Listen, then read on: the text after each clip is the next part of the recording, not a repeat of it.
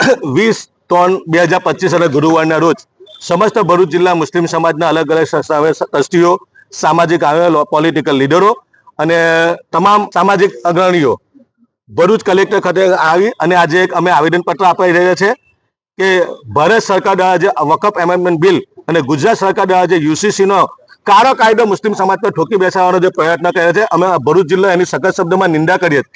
અમે ભારતના મહામહિમ રાષ્ટ્રપતિ શ્રી અને ગુજરાત સરકારને અપીલ કરીએ કે આ જે કાળા કાયદો લાવ્યો છે એ મુસ્લિમ સમાજ ઇફેક્ટ થશે.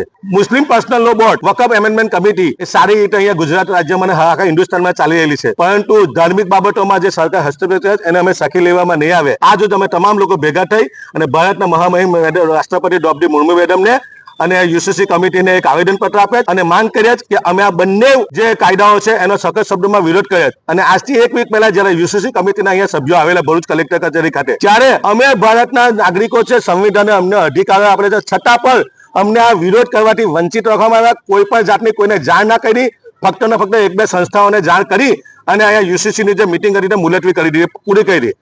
અમારે જયારે ઇલેક્ટ્રોનિક મીડિયા, પ્રિન્ટ મીડિયાના માધ્યમથી અમે જાણ્યું કે આવી રીતે કમિટી આવી, ત્યારે અમે બધા અચંબામાં પડી ગયા.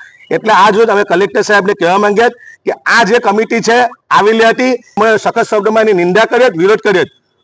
જે અમને સંવિધાને અધિકારો આપ્યા એનાથી અમને વંચિત રાખવામાં આવ્યા. એટલે આજે તમે શાંતિપ્રિય રીતે તમામ સમાજના અહીંયા ભેગા, મુસ્લિમ સમાજના લોકો ભેગા થઈ રાષ્ટ્રપતિ અને યુસીસી કમિટીને આવેદનપત્ર આપે અને માંગણી કરે